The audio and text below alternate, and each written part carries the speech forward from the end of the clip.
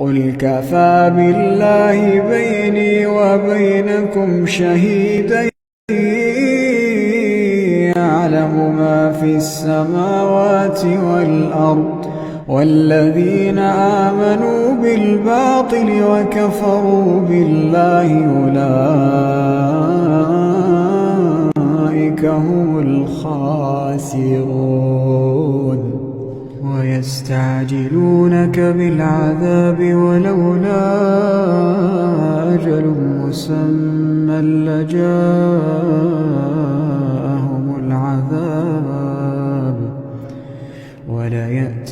وليأتينهم بغتة وهم لا يشعرون يستعجلونك بالعذاب وإن جهنم لمحيطة